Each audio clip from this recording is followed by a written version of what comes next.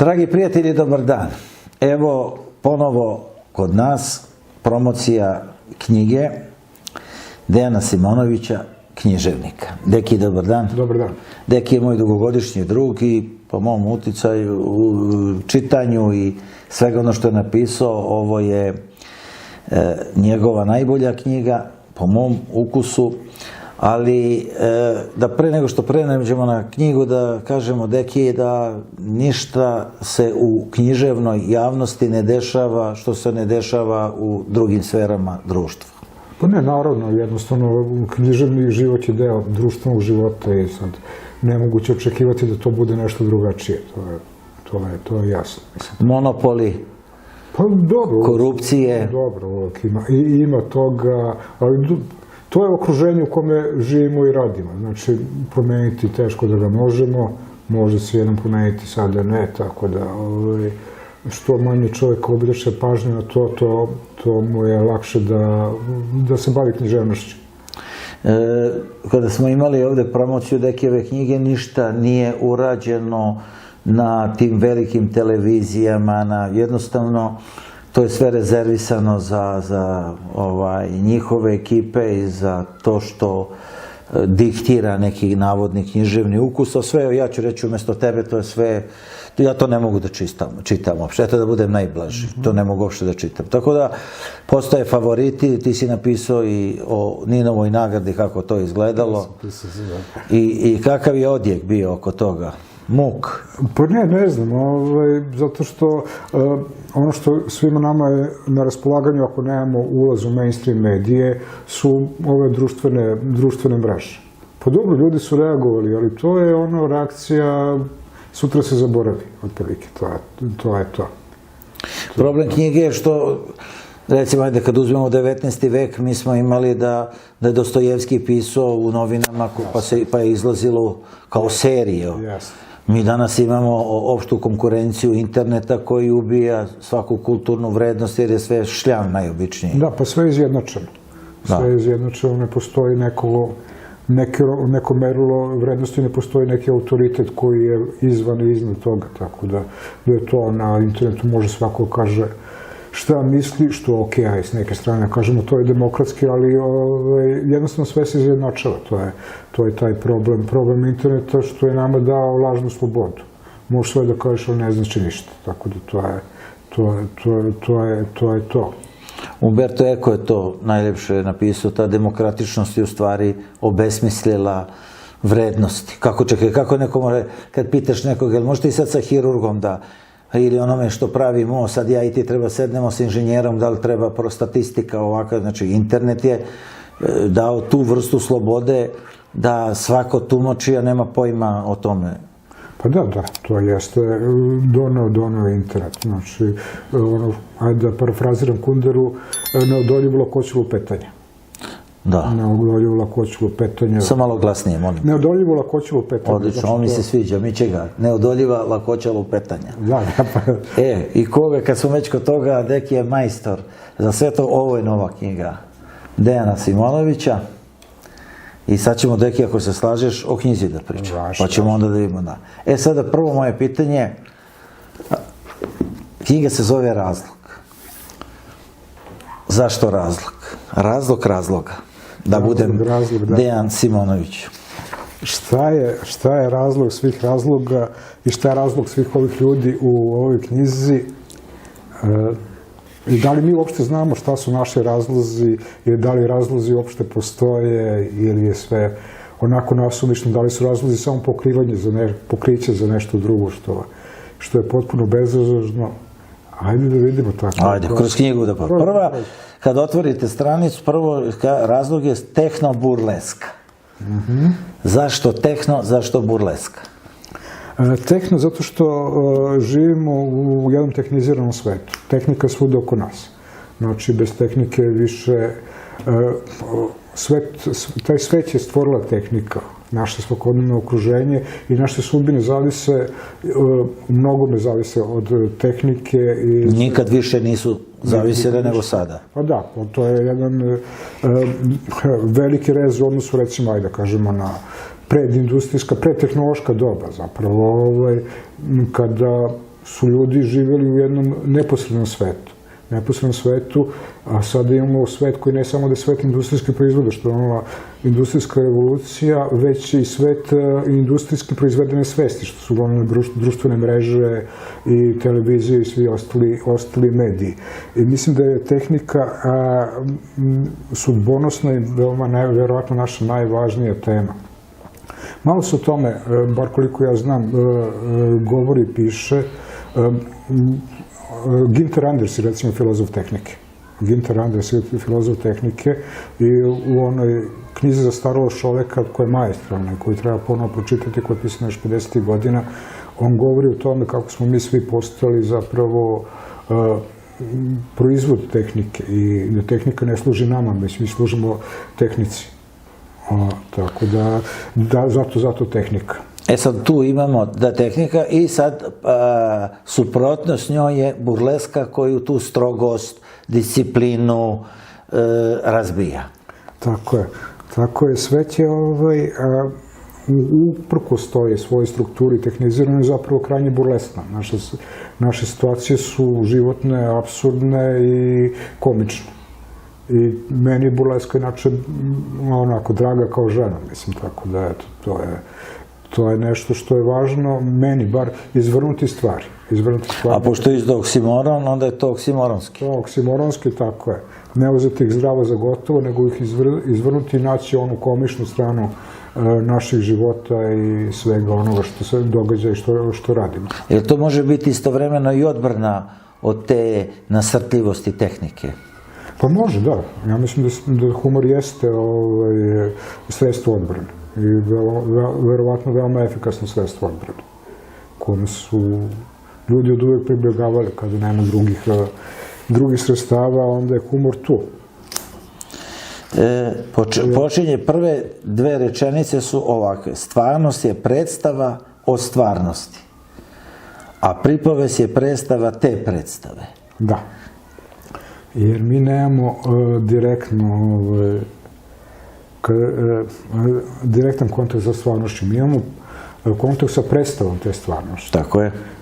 Da li smo sami stvorili, neka su ljudi sami stvarili. Međutim, sad je ono što smo na početku govorili tehnički proizvedena. Znači, mi živimo u svetu predstava koje kreiraju masovni mediji, društvene mreže i tako dalje. I to su te predstave u kojima se mi krećemo. A pripovest je zapravo o tim predstavama. Treba ih uhvatiti i ići iza njih, koliko je to moguće. E sada, ovde je glavni junak.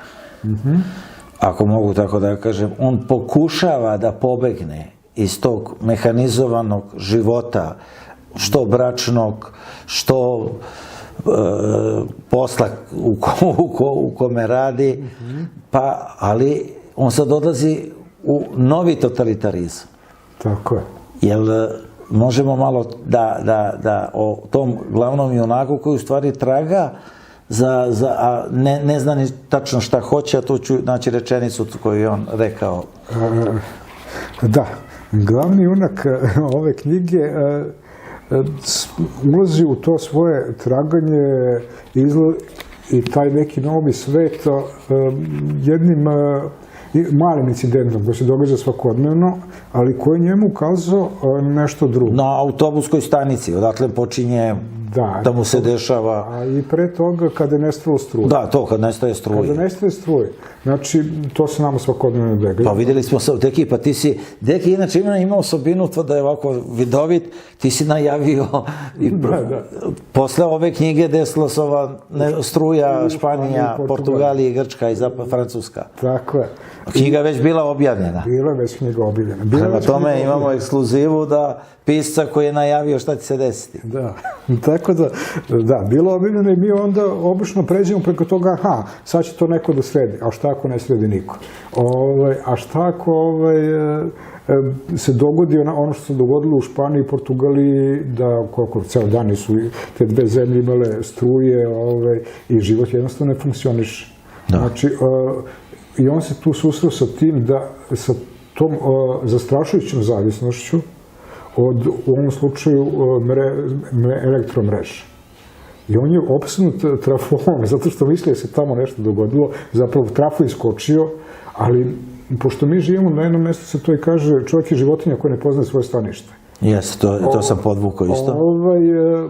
I verovatno jedina životinja, sve druge životinje poznaju svoje stanište, baš zato što živimo u tom tehnički proizvedenom svetu i mi ne znamo šta i kako funkcioniš, ako mi nemamo pojma šta se dogodilo i tako dalje. Ja ne znam da li ovi u Španiji dalje znaju šta se njima dogodilo. Ne, mislim, ovi stručnjaci objašnjavaju, ali gro nacije nema pojma. A kamoli mi koji nismo stručnjaci, i ta sad njega kopka da on otkrije šta se tu događa. Neko njemu može da ga izbaci potpuno iz životnog koleksa. Da li je glavni junak, tako sam ga doživeo, da li je on Don Kihot koji napada trafostanicu umjesto vetrenjača? Da, u neku ruku jeste. On bi da dođe do tog uzroka njegove zavisnosti i njegovih, ajde, ovo je bila samo nelagodnost, ali može se dogoditi nešto mnogo gore, zamislim, sad nestane struje, čovjek je na operacijnom stolu, mislim da je tako da, mislim tako da su to strašne stvari. Sad on tu ulazi u nešto drugo, ulazi u jedan kafić, koja je otprilike kao neka Alisa iz zemlje čuda, ulazi sa druge strane ogledala, gde sad nailazi na nešto drugo. Nailazi na... Pokret otpora. Pokret otpora. Tehnici. Ali ponovo na totalitaran način. Tako je. I još totalitarniji, tako izgleda. Pa jeste. Jer Kantar, šta je on u stvari? Diktator. Pa da, on je diktator u pokušaju. Da, diktator u pokušaju. Diktator u pokušaju, on bi volao da bude diktator, jer Kantar je svestan i zna, što će njemu i objasniti. On je neprikosnoven. Da mi više ne živimo u svetu, pojedinačnom svetu, već u svetu mreža. I da se ne odnose ljudi sa ljudima, već mreže sa mrežama. Jeste. To je vrlo... Ajde pre tih mreža koje imamo ovde gde kaže hteo bih da uđem u tuđu kožu, nesnosno je neprekidno živeti u svojoj. Jer možemo reći za glavnog junaka da je to taj iskorak, da je ta trafo i taj Kurzschluss se desio upravo zbog ovoga. Mislim, mu dao podsticaja da izađe iz te svoje kože. Da je to, možemo reći, motiv neki. Da, apsolutno, da izađe iz svoje kože, da izađe iz tog životnog ponavljanja u kojem on upao kao neko ko sad naručuje rezervne delove za automobile. Jest, radi jedan posao koji je... repetitivan i to je koji ga ni u kom slučaju ne ispunjava, a eto, radi zato što opet, da bi sebi obezbedio dotok novca, jer novac dotiče, novac odlazi i tako dalje. Mi smo u svim mrežama, uključujući finansijsku mrežu. Finansijskim mrežama. Tako da, eto, to je to. Aj sad, Kantar bi tu nešto da učini sa mrežama na način koji je karakterističan za svet u kome živimo. Znači, on bi da upotrebi jedan virus kompjuterski pa da on ovlada tim mrežama i ono što na jednom mjestu se kaže nešto tako sićušno, a tako ubitačno kao što je virus. Da li živi virus ili kompjuterski virus, znači nešto tako malo i neprimetno može da raznese čitav sistem. Mi ne znam da li u Španiji bilo to, oni kažu da nije, možda i jeste. Tako da... Ali da Kantar vlada kao novi totalitarni sistem. Znači imamo jedan mehanizam totalitarnog sistema iz koje hoćeš da izađeš, on kaže iz svog taj ga od porodice pa nadalje ga ubija, je li tako? I on kaže, sa sobom sam svakodnevno sebi ipak nepoznat. Da, to je... Znači to se nastavlja na ovu, znači on je praznina. Tako je. I on hoće iskorak. Tako je. I on, što si rekao, pređe iza drugog očekujući da će to, ali dočekuje ga ponovo totalitarizam. Da, dočekuje ga jedan totalitarno-revolucionarni sistem, što se mnogima dogodilo. Znači, imamo revoluciju, Mislim, tako su mnoge revolucije završavale. Imamo revoluciju protiv jednog autoritarnog, nepravilnog i tako dalje sistema i onda posle pobede revolucije dođemo u drugi sistem koji je isto tako totalitaran. Mi smo to ovde imali posle 5. oktobra, ali gleda, to je taj gvozdeni zakon oligarhije. I mi se danas u političkom smislu nalazimo da niko ne priča o iskoraku iz totalitarnog sistema. Apsolutno. Znači, samo se nameće novi totalitarni sistem. Da, apsolutno. Koji ima sad drugi oblik posredovani, jer što bi neko u nekoj hipotetičkoj situaciji slao vojsku i policiju kad može nekom da isključe grejanje i on je gotov. Jeste. Ili nestane interneta. Ili mu blokira račun u banci. Jeste. Imali smo kod onih kamiondžija u Kanadi, kad su se pobunili za koronu, kad su im blokirali račune u banci. Pa da. Tako da su ti stari metodi totalitarni zapravo dosta zastarili. Ti pošalješ kao policiju na nekog pendreči, ali to je u suštini nebitno u odnosu na ono što se sada događa, jer onaj ko upravlja mrežama, upravlja svetom. I čak na jednom mjestu u knjizi kaže šta je moć vojskovođa prema moći onih koji upravljaju. I zapravo ništa se ne menja i zato kaže jedna od junakinja, Kantar ništa ne nudi, samo zahteva, kao svaki gospodar. Tako je.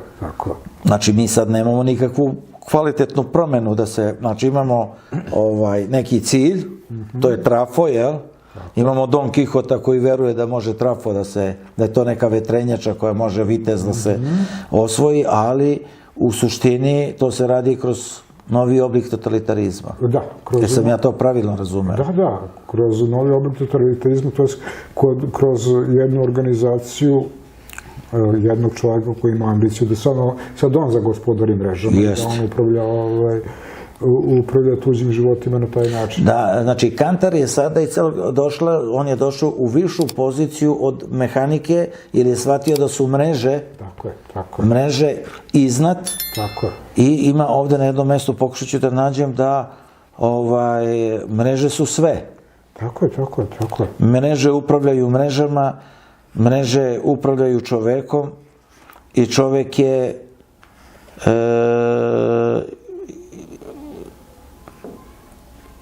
kaže izmisliti život. Kaže, izmisliti život. Stvar je u tome da se izmisli život. Ili makar domisli ili bar začini da ne obljutavi. Znači, iz te praznine svakodnevnice, da ima fantastičnih rečenica o svakodnevnici, pisac kaže, otvarao se sa otporom, dugo i teško. Znači, ne može sada glavni junak tako lako jer svaka organizacija zahteva provere i ostalo, tako? A on nosi tu u sebi želju da se nešto menja, u stvari postaje sastavni deo opet tih totalitarnih sistema. Postaje neko ko je tu relativno nevažan član, njemu daju zadatke, to je Kantar daje zadatke, a Kantar uživa da daje zadatke. On daje zadatke, bez obzira koliko su zadaci besmisleni. I tu je neki stvarno majstor na način kako prikazuje dobijanje tih zadataka. Evo ga, mreže se služe ljudima za svoje potrebe, ne obrnuto. Ovo je ključna rečenica za razumevanje tog doba u kojima smo mi uveliko. Sad kad vidimo sa veštačkom inteligencijom, to će još gore biti. Znači, mreže se služe ljudima za svoje potrebe, ne obrnuto. I neko je danas objavio da je 1,2 milijarde podataka sa meta hakeri da su ukrali o podataka o ljudima. A u nadzornom kapitalizmu smo saznali da postoji 65.000 milijardi podataka u razvijenom svetu o ljudima. Znači, upravo ovo o čemu si ti rekao da mreže se služe ljudima za svoje potrebe. Tako je. I oni to onda mogu korporacijama da preprodaju i onda oni sve znaju. Recimo, o svakom Amerikancu se zna otprilike, Google ima 5.000 podataka. Da. Što nikad nijedna policija nije mogla. Ne. Nikad nijedna policija nije mogla. Znači, dali smo ti besplatno WhatsApp, Viber, Tako je. društvene mreže, videli smo šta ti Facebook, šta ti koristiš, je li tako? I onda se pravi prema tebi tvoj profil, a profil onda omogućava da se prodaje korporacijama da bi se prodalo roba. Apsolutno. Znači, to policija ni jedna sveta, pa ni nacistička, ni staljinistička. Nijedna nije mogla to. Da ima tako precizne podatke i tu količinu podataka, a oni su se dosetili, gospodari mreže, je na krajnje jednostavne situacije. A što mi ljude prisiljavamo, kad možemo da im damo džabu, oni će sami da potrče. Jeste. Znači, jer čovjek kad ga neko prisiljava, onda on svestan toga i pruža otpor. Ako nesno otvoreno, on pruža na neki način otpor, pasivan i tako dalje. Ovi su postali obrnuto. Pa ne, mi vas ne tiramo ništa, pa vi sami to hoćete želiti. Jeste. Dođite sami, što je? Besplatno, šta? Sve je besplatno. Stavljaj svoje fotografije, stavljaj šta jedeš, stavljaj porodicu, imaš one ludake koje majka stavlja bebu od malena pa da tu bebu niko dođe do, ne znam, 15. godine, tek onda kad se okrene vidi da njen život je kao onom filmu. Pa da, strašno, mislim da, neprekidno je tu, znači te podatke onda, ti podaci se onda prodaju, to je pravi profili, ne samo podaci korporacijama, ali ja mislim, u stvari siguran sam da se prodaju i vladama. Naravno. Za političku špijunažu. Jer on vidi, aha, ti si ukucao, ti si pratio aha, ti si potencijalno opasan za ne znam šta i tako dalje. Tako da to je, jer oni imaju ogromno. Ti kažeš centar za istraživanje svakodnevnice. Da. To je to, i zašto on kaže, junakinja ova Davorjanka kaže, želim da uđem u živote nepoznatih ljudi. To je mreža. Da, između ostalog. Koja hoće da te uvuče, da bi sve saznao tebi. Da, i onda nas ima na dlanu i onda nam prodaju šta oni misle da treba da nam prodaju ili nas obrađuju politički, kako god već sad to... Vitomirka imena su stvarno fenomenalna. Vitomirka kaže, mi smo u mrežama. Onda jedan od junaka kaže, mreže su najvažnija činjenica naših života. I upravo ko gospodari mrežama, gospodari svetom. Tako je.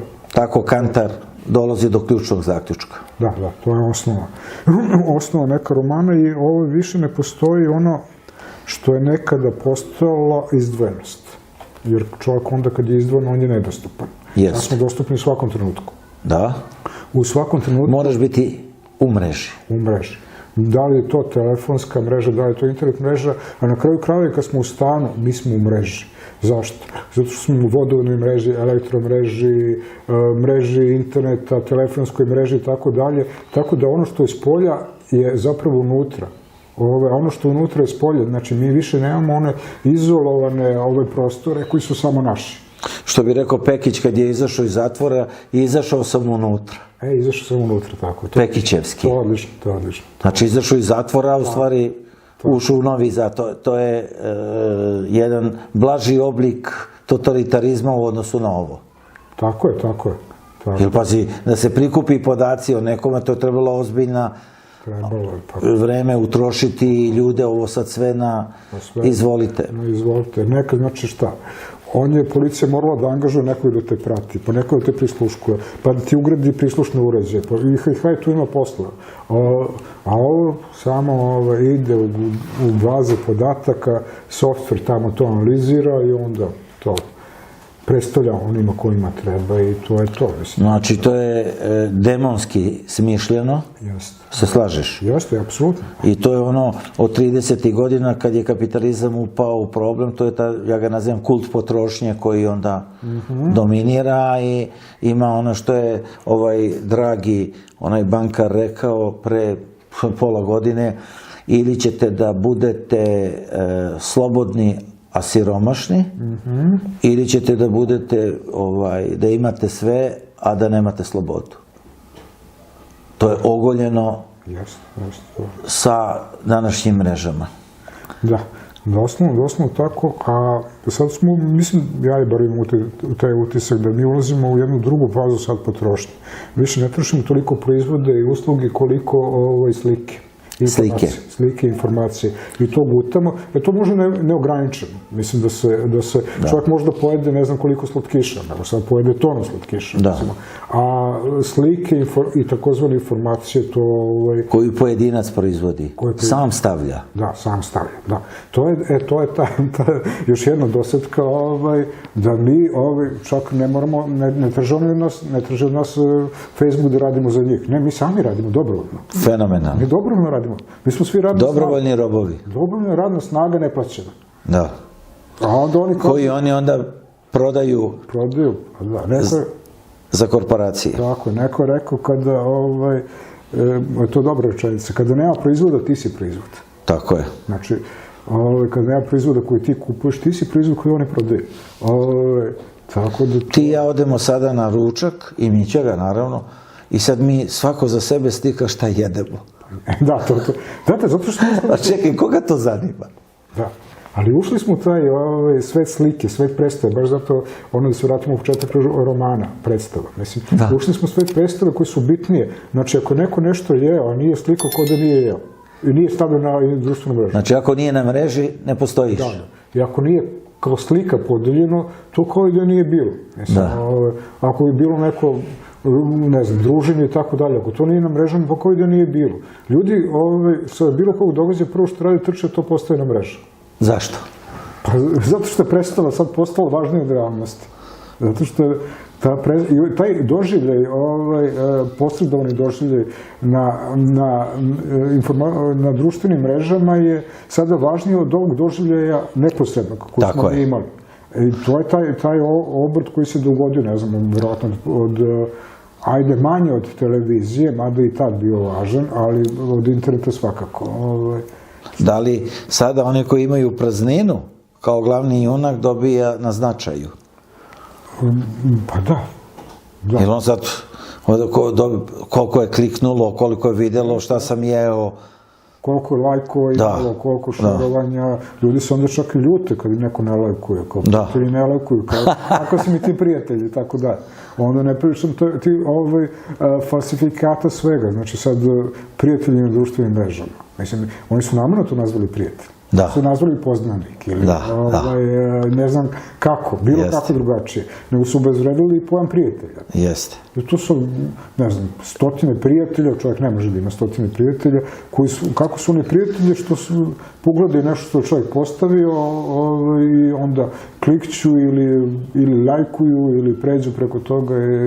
Tako da to, i sebe vrednuju sad ljudi koliko imaju pregleda na društvenim mrežama, koliko lajkova, koliko šerova. Toliko vrediš. Toliko vrediš.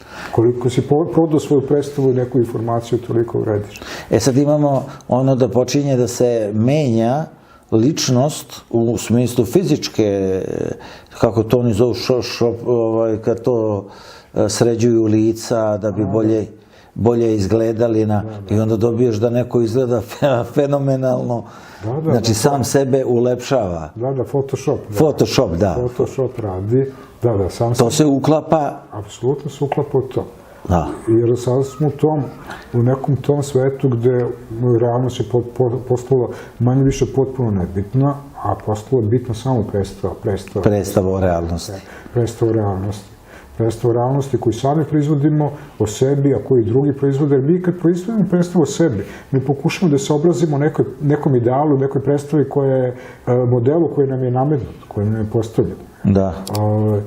Pa da budemo, da izgledamo ovako ili onako, da jedemo ovo. Ali ovde imamo da su mreže, znači, postavile, da si ti, kako bi rekao, dobrovoljni rob. Tako je. Je li tako? Tako je.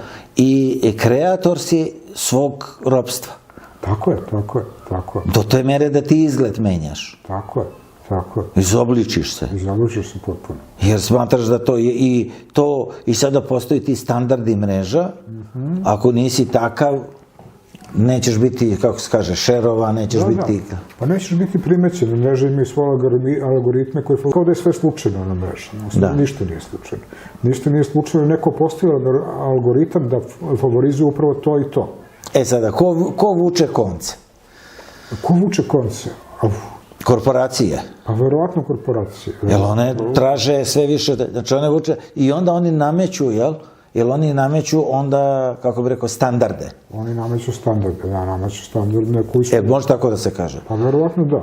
Pa izbacuju, čekaj, šta će biti u modi, pocepane farmerke, ne znam, bušenje ušiju, tetovaže. Uzmimo primjer tetovaža, koji su posljednji, ajde da kažemo, 15-20 godina, doživele takvu masovnu primjenu da, znači, nisi više roba primećena ako nemaš. I počinje se klasično sportisti i glumci. Najveće tupaje se stavljaju, korporacije ih stavljaju kao najveće mamce za porobljavanje. Za porobljavanje. I onda ljudi gledaju da se sa njima identifikuju. Jer nekad je mi se sećamo tih vremena. Ko se tetovirao u zatvoru i u vojsci? Jeste. Otprilike to je bilo to. Žene se nisu tetovirale. Ali nisu po celom telu, nego na ruku. I čak su i tu imali. Služba tad i tako dalje. Tako da je to. Sad je to se proširilo, još gore od tetovaže, čak su plastične operacije. Ta industrija lepote koja je strašna. Dobro, znači, oni koji upravljaju, ako korporacije upravljaju, oni uvek nalaze nove trendove. Tako je. Čak uvek mora da bude nezadovoljan sobom, da bi stalno nešto kupovao, menjao tu prazninu, da pokuša da... Tako je, kad bi čovjek sad, šta će korporacija, čovjek koji sedi i čita, šta ne radi s njim? Može eventualno da mu proda knjigu, ne može ništa drugo. A to nije nešto posebno isplativo u odnosu na sve ovo drugo. Ti si dao nazliv razlog i sad ovdje na 71. stranici, ja sam to podvukao, kad kaže jedno, plaši me odsustvo razloga. Tako je. Zašto? Pa da, mislim da nas plaši kad nemamo razlog za nešto, kad je nešto nasumično. Pokušamo da imamo u razlogu neki osnovac, da nešto radimo s nekim razlogom. Da li zaista radimo s tim razlogom i da li zaista radimo sa razlogom, ja mislim da to jeste neki... Ili je podržavanje. Ili je podržavanje, često je podržavanje, a mislimo da je razlog. Često je podržavanje, ali čovjek ima tu potrebu da se osloni na neki razlog, da motiviše sebe nekim razlogom, da se opravda sebe na kraju krajeva nekim razlogom. Da li može se reći da je ono toplije u krdu? Kad si... Da, jeste to. Iako dobijaš neku individualnost, a u stvari si u krdu. Da, u krdu s tim da je sad to digitalno krdo. Da. Funkcioniše isto kao ovo drugo, čak možda i gore, po istim principima. Jer neko i te trendove i na mrežama neko njih nameće, ne proizvode se oni sami. Tako je. Neko to nametne i onda svi trče, kod krdo ide tuda, a mislim da što je gore nego u odnosu na ono klasično krdo, tamo bar vidiš ko predvodi krdo, ovdje ne vidiš. Samo jednom se izleti neki trend i sad svi jure za tim trendom i da, apsolutno krdo, valjda se čovjek koja se sigurniji, ne znam. Kako možemo da dalje pratimo junaka, da li on stremi tom krdu ili se razočarava ili kako ti to objašnjavaš ove njegove, znači on je jednostavno od porodice faktički odbačen, je li tako? Jeste. On je niko i ništa. Niko i ništa, on je tu suvišan. Suvišan i on to shvata, da. Da, tako je. On to shvata, da li možda njemu treba sad neka druga zajednica koja bi prihvatila, verovatno da, njemu je potrebno da ima neki, da dođe do nečega. Najintenzivnije zapravo što jeste... On traži iskorak. Traži iskorak. On je Don Kihot. Nešto traži. Nešto traži iskorak i njegovi najintenzivnija komunikacija je zapravo sa pokojnicom. Da. Sa pokojnicom koja je, za razliku od živih, mnogo mudrije od živih pokojnica. Jeste. Mislim, ono što je važno, to je da smo mi prekinuli tu vezu veštački sa pokojnima. Oni su u nama, ne samo genetski, već jezik koji mi govorimo stvorio neko pre nas i tako dalje i tako dalje. Tako da je tu meni ta Davorjanka koja je zapravo pokojnica, ona je važna u knjizi, ona neke, vjerovatno najbitnije stvari tu govori, ona je veoma meni važan lik kao neka kontra svema ovome drugome. jer ona više sad nema, ono što kaže, nema, ona je izjednačena sa sobom, nema više potrebe da ona sad neku predstavu sad tu prodaje nama koji šta je. Da, ima sad tu baš o groblju, o pokojnicima, sad tražim ja dok ti pričaš da nađem oko toga da je ta neka tišina i verovatno nasuprot te mreže i svega ostalog da je to izmaklo mrežama, ako mogu tako da kažem, i groblje i... Da, groblje je u fizičkom smislu izmaklo mrežama, njega to groblje privačio, ne znam zašto. Da. I onda se njemu javlja Davorjanka. Da. Davorjanka koja je pokojnica i on nju često poseće jer od nje čuje neke stvari od kojih drugih ne može da čuje, nigde drugde ne može da čuje. Sad, mi sad imamo to, pošto sa digitalizacijom života, to da se pravi virtualna groblja. Pa ti posjetiš virtualno prije pokojnika na groblju. Dobro. Pa virtualno mu zapališ sveću. Mislim što je... Pokušava se svaki deo našeg života, uključujući tu smrt, da se uvuče tu realnost... U mrežu i virtualna realnost. Ali ovde ovo groblje funkcioniše kao groblje. Mislim, kao stvarno groblje u stvarnom životu, dobro, mi znamo da mrtvaci ne govore, ali ona... Naravno. Ali ona govori, ali to je nešto drugo. Mislim, to nije virtualni govor, to je prisustvo tog zagrobnog ili drugog ili bilo kog života u realnosti.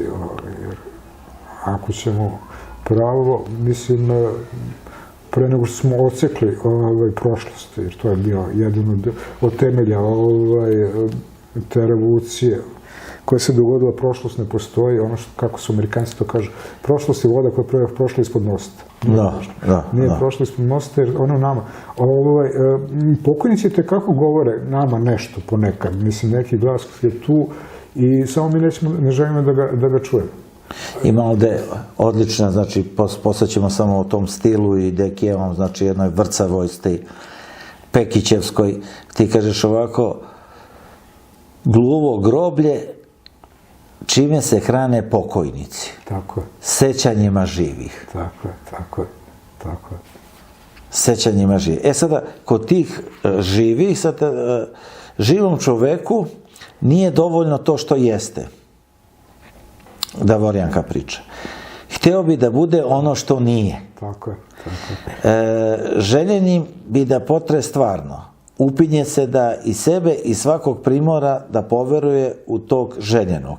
Napor je iscrpljujući, zato je stalno umoran. Tako je. Sjajno.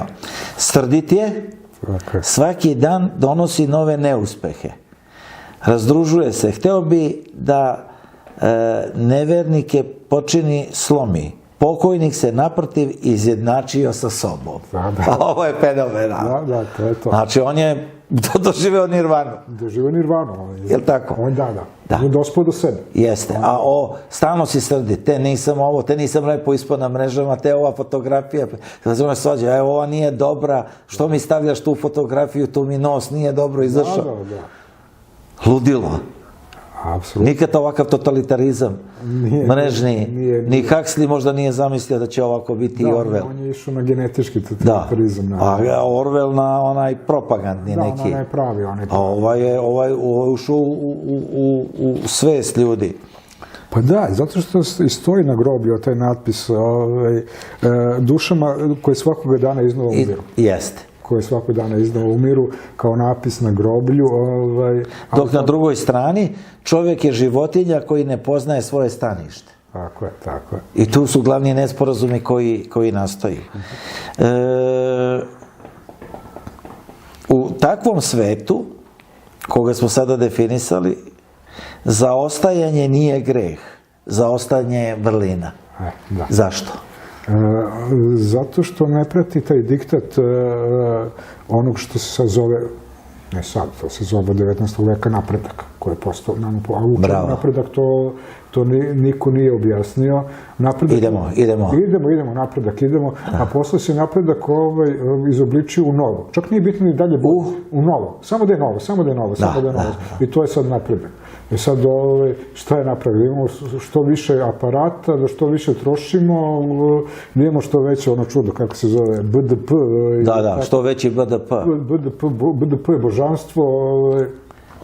I znači onaj ko zaostaje, on ne prati taj teror napretka. Moraš biti prvi, moraš biti među vodećima, moraš biti ovde. I kapitalizam u ovoj knjizi ja sam prikazano manje je više, si pročitao? Jesam. To je taj. Stalni rast. Pa gde je kraj? Tako je, gde je kraj? Gde je kraj tog napretka? Nestaje čovek, planeta će biti pojedena za 30 godina ovakvim tempom, ona će biti potpuno pojedena. I zato je vrlina. Zato je vrlina, da, zaostajanje. Mislim da se mi... Manje je više. Manje je više. Na nekoj olimpijadi, to si mi ti pričao, bio takmičenje, da li olimpijade, mislim da je olimpijada, takmičenje u plivanju, gde je bio jedan najbolji takmičar, koji samo što se nije davio u bazenu. Da. On je učestvovao. On njemu bilo lepo da pliva, šta sad? Pa jeste suština takmičenja toga, da. Znači, taj teror napretka i taj diktat napretka i taj diktat novoga, eto kao, ti moraš da imaš nove cipele. Što ako nove služe? Ne, ali te su stare. Da, nisu u modi, mreža kaže, nije moderno. Nije moderno. Znači, programirano zastarevanje bilo čega sad. Ne pričam o aparatima, ja imam kuće aparate od pre 30-40 godina koji rade. Da, a sad ne može do 5 godina. Garantni rok je gotovo. U garantnom roku on će da radi, zato što njemu ne isplati da ti ga popravlja u garantnom roku. Posle toga odneseš kod majstora, on ti kaže pa vas ne vredi popravljati, za to više ne radi delo. Pogotovo što 50% u razvijenom svetu hrane se baca. Da, to je strašno. To je, vidio su one podatke, to je strašno. To je strašno. I to je ta obsesija takozvanim napretkom. I sada u tom napretku treba stalno raditi na sebi. I sada Dekijevski to izgleda ovako. Kaže Cveklolika, kaže svakodnevno po pola sata radim na sebi. A onda je odgovara, a i ja radim na sebi. Započnem uveče pred spavanje, tako da se taj rad nastavlja tokom sna. Ovo je fenomenalno. Da, jeste. Znači, nema odmora. Nema odmora dok traje obmana. To je moj slogan. Tako je, dok traje obmana. Znači, i u snu. Znači, i mreže rade i u snu, prate. Apsolutno. Znači, jer si na, kako kaže, ne u određenom vremenskom periodu, već se to neprekidno obavlja u meni. Da. To je potpuna besmisao napretka. Neprekidno se obnavljamo, znači stalno krljenje ka nečemu da se ostvari. I onda, deki, to su fantastične rečenice, pazite, rečenice u tom idiotskom napretku. Kada bi vozila stala, ljudi bi se kretali. Tako je. Fenomenalno. Onda, pazite ovo, gde vodovod pije vodu? Stvarno, gde vodovod pije vodu? Pa i on ožedni jedno. On nam donosi vodu do slavine. Jeste. Ček, ima još. Ima mnogo ovakvih stvari koje su oksimoronske. I idemo dalje sada dok ne nađemo prikaze. Mreža je postavljena organizacije koja trafo je simbol šta treba se osvojiti. Tako je. Je li tako? Tako je. Ali je glavni junak tu zatajio, totalno je van, kako bi rekao, strukture, organizacije, osvajanja, napretka i ostalo, i on u stvari ništa ne postiže. Zašto je to tako?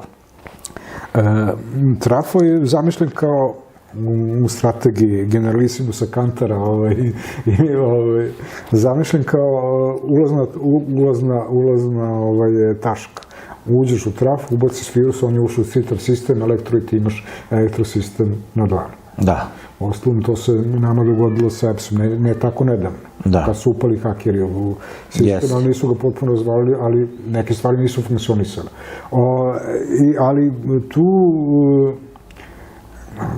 na više načina dobija zadatke naš junak da što sam, što sa Vitamirkom uđe u trafu, ali se svaki put to izjalovi.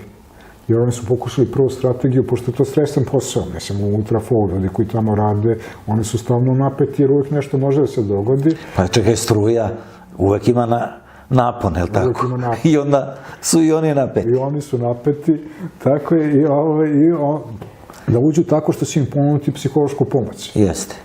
I oni ulaze tako, ovi se čak otvore prvi dan, ali posle odmah Ali dolazi sistem radi i sledeći put ih ne puštaju uopšte da uđu unutra. Mreža radi, a kaže, ko hoće da se izbori sa mrežama, mora da osnuje sopstvenu. Tako je, eto ono što radi Kantar. On osniva sopstvenu mrežu u kome je on glavni i totalitarni sistem opstaje. Jedna od Dekijevih rečenica, sve će se deliti na žedne i napojene. Tako je. I to je ono što nam predviđaju. Sve što nam predviđaju. Dalje, pazite ovo sada, ljudi nisu srećni ako nisu nesrećni. Da.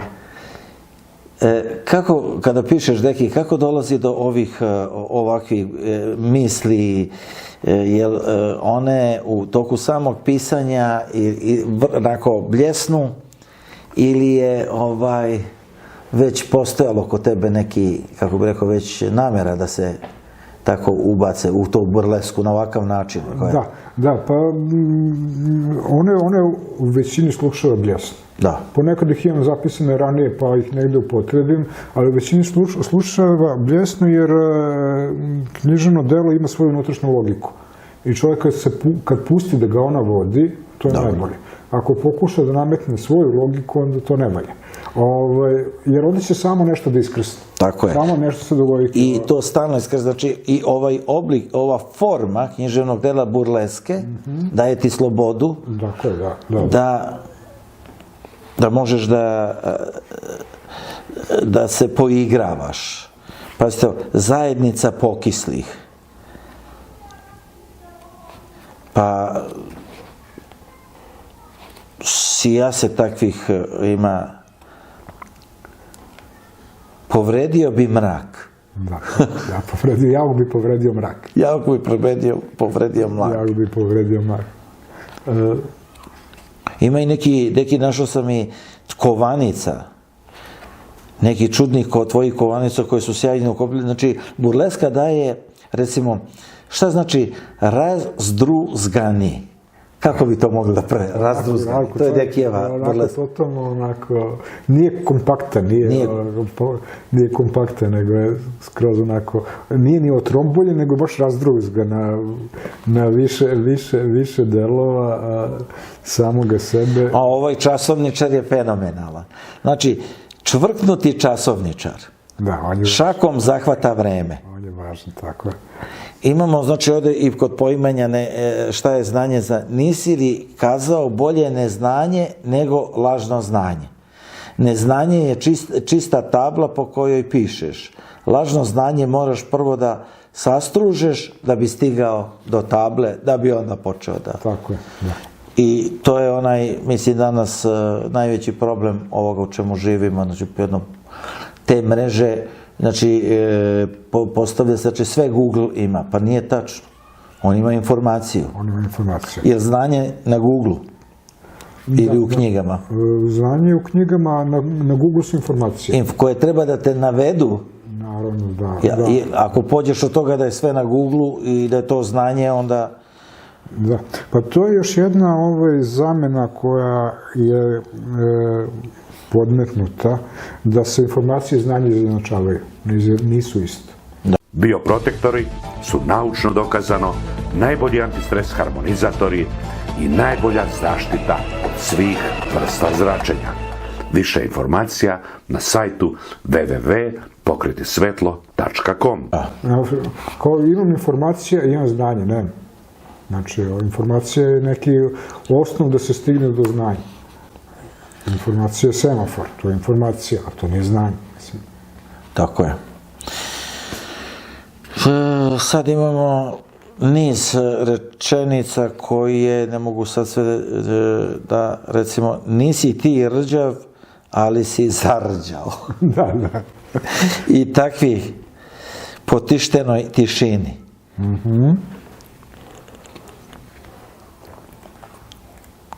Možda vaskrsne kada joj smrt dojadi.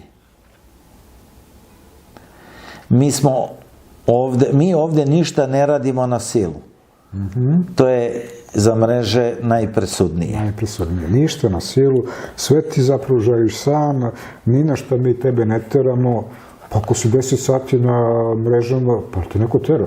Niko ti nije, ti neko naredio. Kad mu naredio, ne bi bio. Ne bi bio. To je taj manas. Ti uvijek samo kao dajemo nešto ti uvijek i onda se stvara ta vrsta zavisnosti koja je veoma nezgodna. Ja mislim da bi nastala opšta panika kad bi se isključile mreže 2 dana. Koja 2 dana? Pa čim Wi-Fi ne radi nekoliko minuta već počinje panika. Panika. A to je ta ključna razlika sveta u kome danas živimo od onog sveta u kome smo mi odrastali. Da. Ima ona anegdota kad kaže otac kaže sinu, znaš šta, ja u tvojim godinama nisam imao internet. A sin pita, koliko je prekid traja? Odličan je. Jer je nezamislivo da... Jeste. Kod Dekija kaže ovako, žubori žuborova. A, žuborava. Žuborava. Žubori, je dobro izgovaram, žubori žuborava.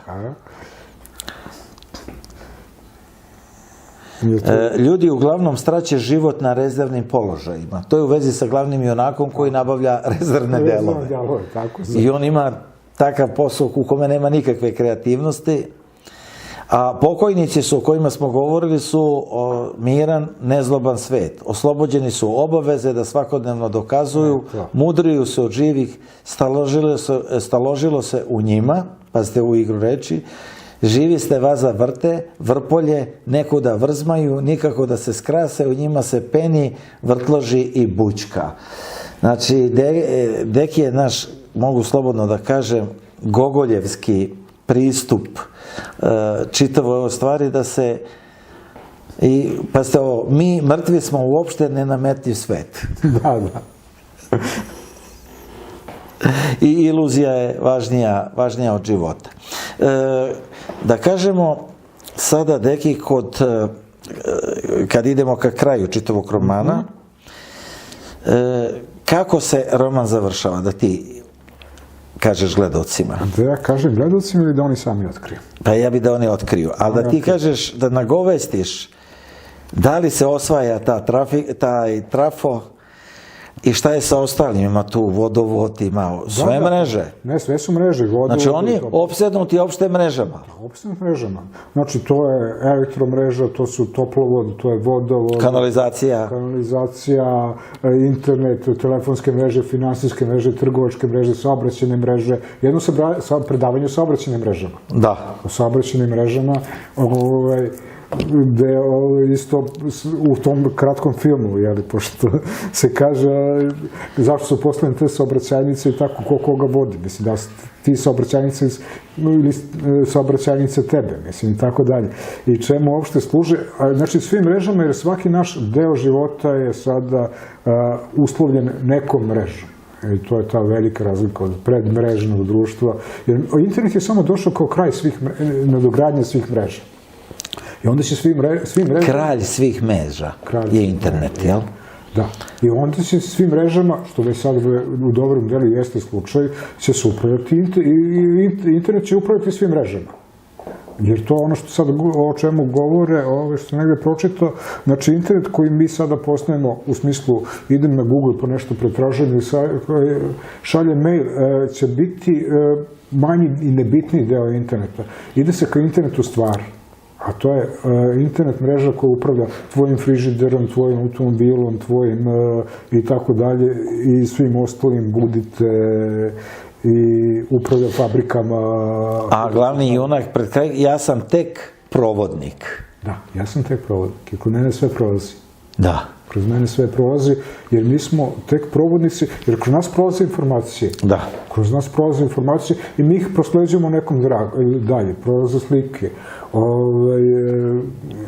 Mi smo u suštini jedan tako, ali nismo ne tvoriš u mrežu. Da, kaže, otpustili smo vas da biste mogli da se otpustite. Opustite, da. Pa ovako se samo napad... Opustite, izvinjam se. Znači, otpustili smo vas da bi mogli da se opustite, to je jedini način da iz života koji je u napretku, u spidu, u stalnom pokazivanju, koji uvek želi da se dokaže da, znači, jedino mrtvi imaju pravo na slobodu. Tako je. A kao ovi otpušteni, oni više ne moraju da brinu šta će biti na poslu, nije se dokazuju na poslu, tako da...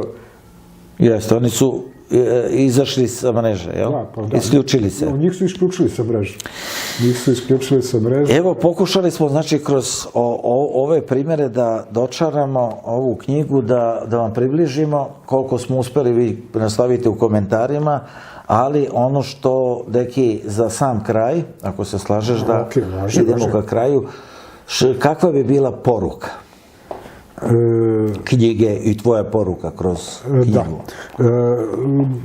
Pa mislim da do poruke svako treba da... Svako sam treba da dođe, čak možda vjerojatno neće naći jednu poruku, jer naći će, ja se nadam, nešto što njega zanima, što mu možda otvara neke stvari koji su mu zanimljivi ili iz kojih nije bio svestan, ili mislim da je to funkcija književnosti. Znači, poruka zatvara i kaže, ja kao autor tebi poručujem to i to. Ne, književnost treba da otvara. Tako je. Književnost treba da otvara i čovjek treba da se pita čitajući ili da nešto doživi, tako da nema poruke. To je jedan svet, jedna predstava o svetu, nekom će biti zanimljivo, nekom neće, ali je važno da taj svet ostaje otvoren čitaocu, niko njemu, i to je razlika između književnosti i politike i bilo čega drugog. Mi smo svaki dan bombardovani porukama.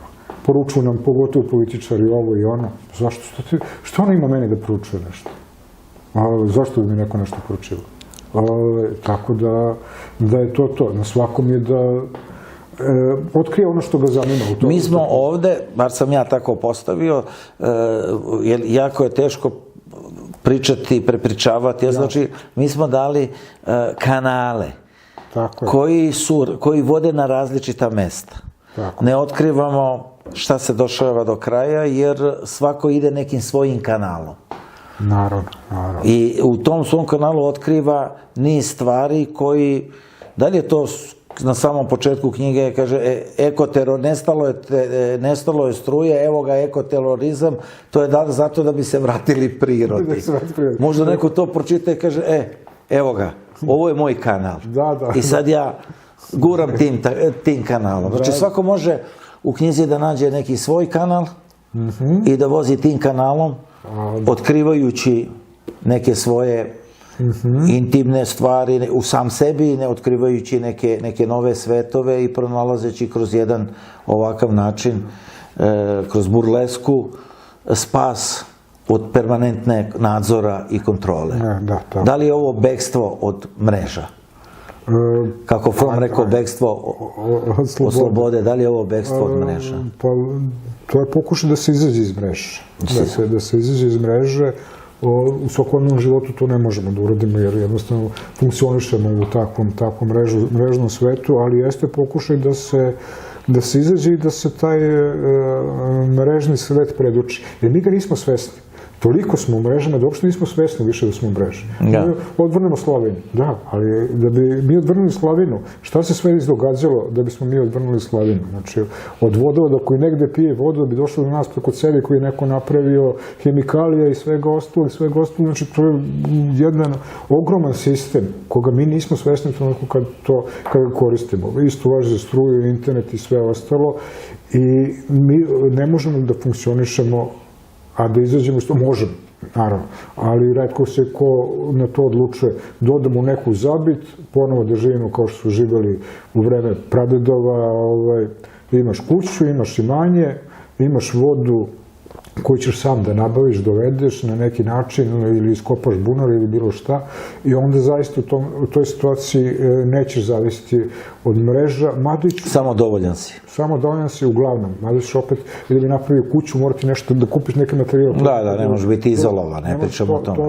Ali retko ko će se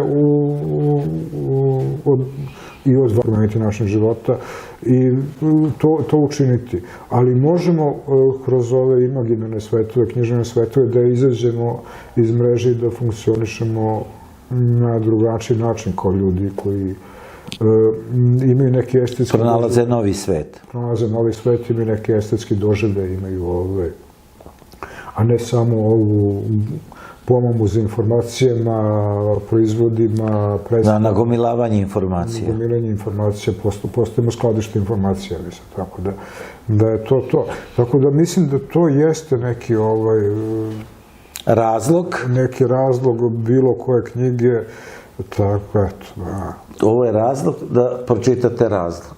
Da. Znači ja sam to pročitao u dahu, gotovo za nekoliko sati.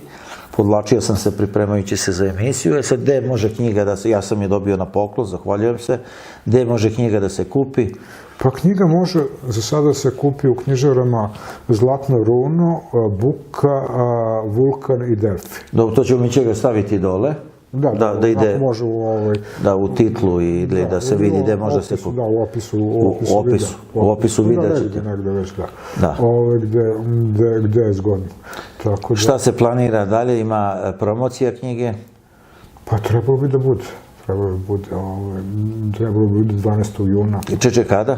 12. juna. Znači 12. juna, to je četvrtak, u 19 časova u Srpskom književnom društvu. U SKD-u, znači Francuska 7, 12. jun, ko može, znači u 19 sati, razgovor sa autorom, može se i tu knjiga uzeti sa potpisom. Da, moće svakako. Ja se nadam da će doći bar neki junaci. Knjige volio bi dođe dosta Banli. Njega nismo pomenuli, a meni je mnogo simpatičan lik. Da, ima interesantnih likova, znači svako može da pronađe nekog svog lika i za sam kraj, Deki, šta dalje, koji su, ovo je sad rekli smo razlog, se planira dalje, novi roman? Pa ne znam šta će biti dalje, šta me povuče, šta me povede, mislim, jer sad je... U sličnom stilu? Ne znam. Jel može se reći Gogoljevski? Pa možda... Harmonski. Harmonski, više Pekićevski. Pekićevski, ali sve zajedno. Gogoljevski. Svega ima. I Čestertonovski. Sve ono što ide na burlesku, grotesku i tako dalje, to je negde u toj porodici, mislim, književnih dela. Što će biti dalje, to ne znam, prvo treba da izađem iz razloga. Pa kad izađem iz razloga, onda ćemo vidjeti šta će se nametnuti kao sledeća priča, tako da u svakom slučaju... Pravit ćemo promociju. Pa, pravit ćemo promociju, tako da... Evo, za sve vas koji volite burlesku, ali ne onu prostačku basarinu burlesku i one bljuvotine koje on tu stvara, to je prosto neverovatno, o tome sam, pošto su svi čutali, Komesara Blesaru sam na taj način razvalio. Ovo je prava literatura, pravo književno delo, ja sam uživao iz prostog razloga što je vrcavo na Pekićevski način, Gogoljevski, smešno, apsurdno. Tako da svima vama koji hoćete da pronađete razlog i neki, ajde kad smo ga već postavili kao neki kanal vodeni koji vodi negde, svako će pronaći, ali bekstvo od mreža u slobodu, ako mogu to. Deki, hvala ti što si gostovao, ili ima nešto da si teo da kažeš, a da... Pa ništa. Ima neki razlog? Hvala na gostovanju, tako da, eto, to je to. Ne znam šta bi rekao čvrknuti časovničar, da li smo dobro potrebili ovo. Časovničar je Oni Dostobanija su meni najdraži likovi. Meni časovničar. A šta je sve časovničar, to možete da vidite u Dejan Simonović, književnik, pisac, razlog. U svakom slučaju, valjda smo naštelovani po svom vremenu. Bravo.